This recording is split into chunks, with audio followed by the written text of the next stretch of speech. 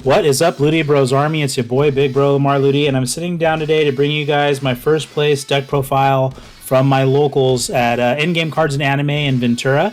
It's where we just started getting some in-person tournament play going. Today was our first tournament, and I went and I was able to get first place. So I want to show you guys my deck profile for the deck list that I ran tonight in tonight's tournament. Before we do that, though, if you can, hit that subscribe button, turn that notification bell on. Now that we have locals started back up, I'm hoping to start bringing more Dragon Ball content to you guys on the regular, just showing and sharing the decks that I'm going to be running at my locals. But let's go ahead and jump into this list. So I went ahead and I ran Jiren, got the Jiren sleeves. No Jiren deck is a real Jiren deck unless you have these Jiren sleeves on it. So I'm running Jiren. He's got his Spirit Boost where you're able to, when your opponent attacks, you can choose one red Jiren card in your hand with an evolved skill, and you can pay the skill cost and evolve onto a battle card that meets the requirements. Activate main on the Unawakened side. You'll take a card from your life, and then you'll look at the top 7 to play out a 1-drop and rest. Then you'll shuffle, and then you'll awaken. When your life's at 4 or less, you'll draw 1, restand 1. He's going to become Jiren Blind Destruction. When this card attacks, you're going to draw 1. He's got an auto of limit 2, so this is only going to happen twice on your turn. If it's your turn, when one of your red Universe 11 cards evolves, this card's going to get plus 5,000 power for the turn, and he still has a Spirit Boost ability to free evolve onto one of your red Jirens. So let's go ahead and jump into the deck list. I'm going to go over the cards that are not Jiren, because most of this deck is nothing but Jiren cards. I was running 2 copies of Broly Crown of Retribution. What this card does, auto, if your leader card is red, when you play this card from your hand, if your opponent has 2 or more energy in active mode, your opponent's going to reveal their hand, and you'll choose up to 1 battle card from it with 20,000 power or less, and you're going to place in the opponent's drop area.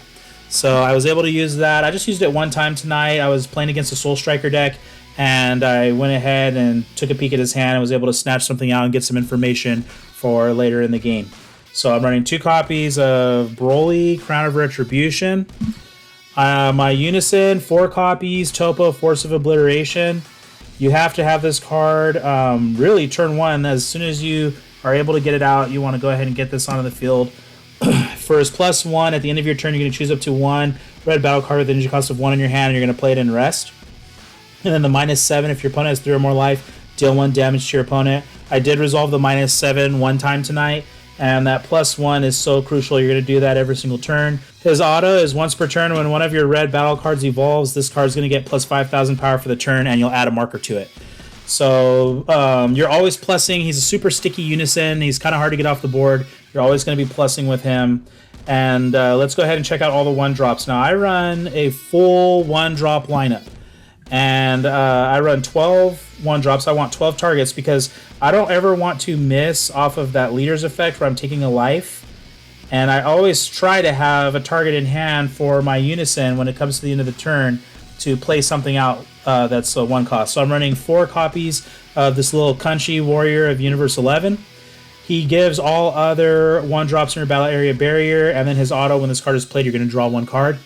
So he's a target that I can use, but the main targets that I'm looking for are going to be, obviously, let's get into the deck. Let's get into what this deck's all about. It's about Jiren. So I'm running 4 copies of Jiren Thirst for Power, and I'm running 4 copies of Jiren the Avenger. And these 2 guys, you've got to get them onto the board turn 1. So what I like to do on my turn 1 play is I'll take the life. I'm going to, on my Unawakened side, I'm going to play one of these 1-drops out. Hopefully it's the Jirens because I'm looking for that target for the Evolve. And then I'll tap 1 energy for the Unison. I did that every single time on my turn 1 tonight. So when this Jiren Thirst for Power is played out, you're going to search the top 5. You'll add another red Jiren card, or you're going to add a red Unison to your hand.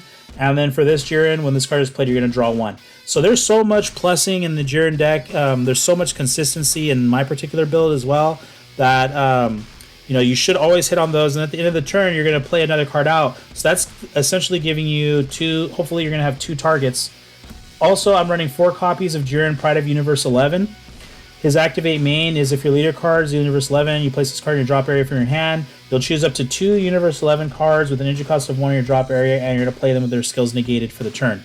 So even if you need to, which I actually had to do in one of my battles tonight, I had to throw this away to get 2 cards out to use as combo power on my opponent's next turn, you're always going to have those 1-drop targets on the board, because even if these end up in your drop, you're going to play this, you're going to bring them right back. You're always going to be looking for those free evolves.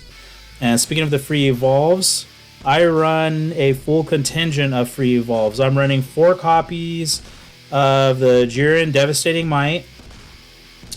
And what this does is you can EX evolve him onto a red Jiren with energy cost of 1. So here's the targets.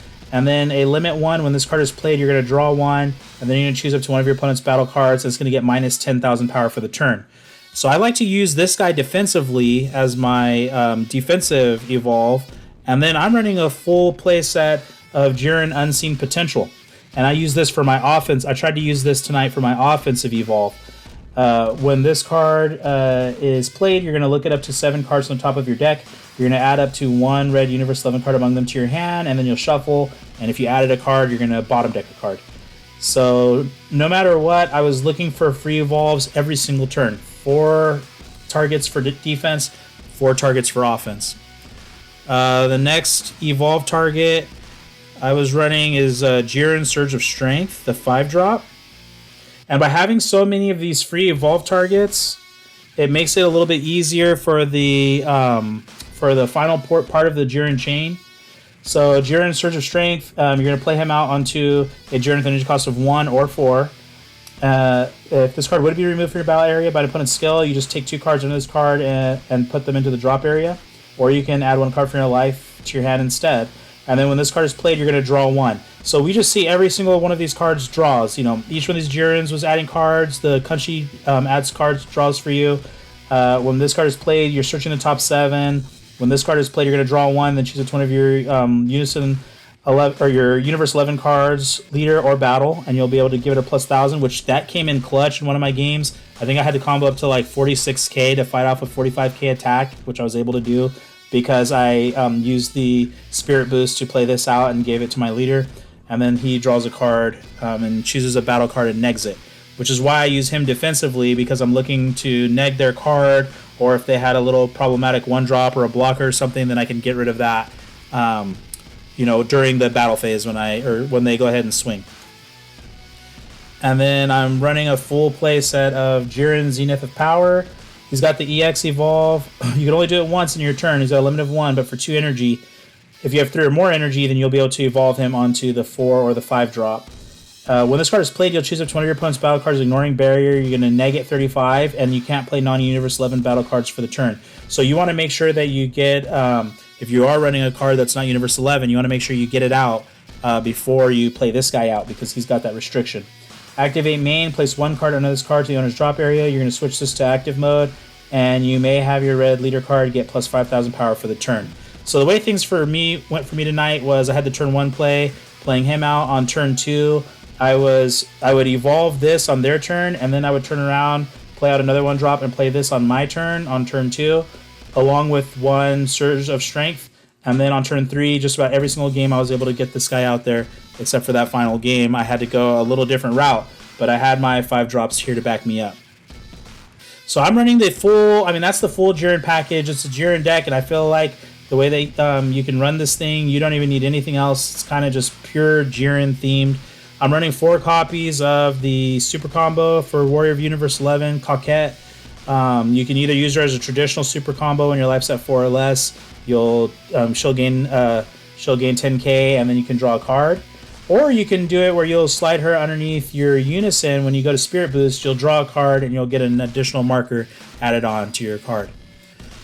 So let's go ahead. We're going to check out the counters that I played in this deck. I had 2 copies of Violent Rays, which I didn't use this tonight, but I feel like you should still run it in the deck. If your leader card is red, you're going to negate the attack, choose 1 card in your hand, and discard it. If you do, then your opponent either can't attack with battle cards with 20k power or more, or your opponent can't attack with Unison cards with 20k power or more for the turn.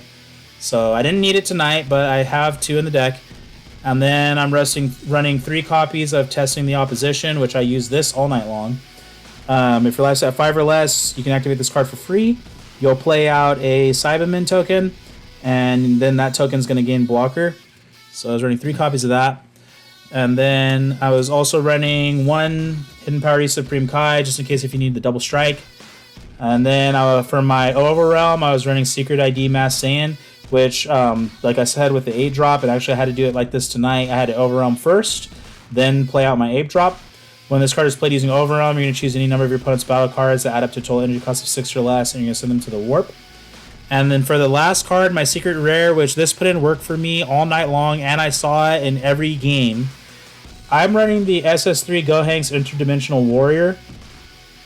He's got ultimate, dual attack, and blocker. Auto, when this card is played, you're going to choose all of your opponent's battle cards, ignoring barrier, and they get minus 25,000 power for the turn. So it's essentially a board wipe.